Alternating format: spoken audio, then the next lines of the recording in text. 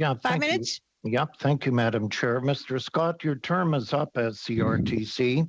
Can you give us an update as chair, your position, and are you helping out to find a replacement for yourself?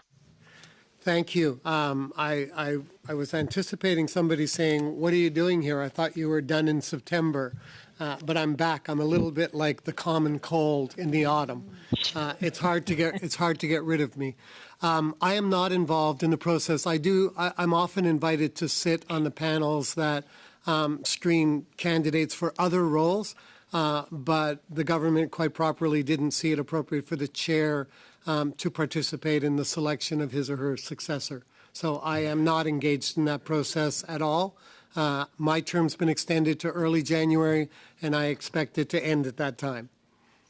All right, thank you. You know, the Australian model made Rupert Murdoch very, very rich. And I see here with Bill C-18, very rich will come from Bell Media, from Rogers Media. Just your thoughts. You said you're following the Australian model, or at least C-18 was intended to follow the Australian model. But when I looked at, broadcasters now, they've got their hand into the pot here of C-18. And not only their hand, I would say they've got their whole body into this. They are getting most of the money that could be available through Google and Meta. The Independent Local News Fund that you cited, $23 million. I mean, how much more do Bell, Rogers, and other independent media need to survive in this country? When local newspapers, I thought C-18 was going to be the bill to help local newspapers. It is, in fact, the exact opposite. We have the multinationals, again, getting most of the money. They were involved in C-10, C-11, C-18. So I just want your comment on that, because I'm very worried that this bill was designed for newspapers and it's turned out to be anything but. Thank you. Through you, Madam Chair. First of all, I just should note that the fund, the CRTC established to support small news players, excludes the vertically integrated players. So they're not eligible to take money from that fund. I think the focus of the legislation, and again, maybe this should be directed to the minister, is to help news and journalism broadly.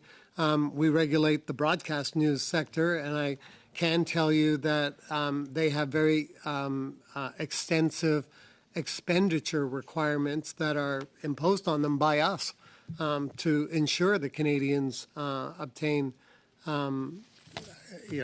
more than adequate quality news and independent news. The Australian situation is different. I think it's much more concentrated. Mr. Murdoch seems to play a very preeminent role in Australia, and we don't know yet, subject to further process once legislation, if passed, is brought into force, who exactly will be eligible and who will be on the hook, so to speak, to pay for it. Well, I think we know, Chair of the CRTC. We're seeing reports out daily that Bell, Rogers, even our own public broadcaster is going to be at the trough on C-18. And I will say to you, because you're the chair of the CRTC, you know how much CBC means in this country and how much money they take out of the private organizations. Here is a public broadcaster again, where they shouldn't be taking money away from private, trying to survive in media fear.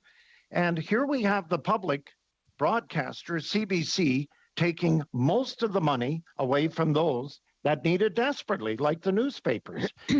This is just absurd. I just cannot believe that this bill has gone this far, allowing Bell, TELUS, and especially the CBC now to take most of the money away where it was once designed for small local newspapers. 30 seconds, 23 now. Very quickly, we don't know what the numbers are. With respect, we haven't seen the final text of the legislation, and we haven't established either the exemption criteria or the other qualifications. So we simply don't know what those monetary amounts are or will be. Well, they're going to be big. Thank you, And the Mr. Scott. PBO officer Kevin? indicated that. Kevin, I love the mellifluous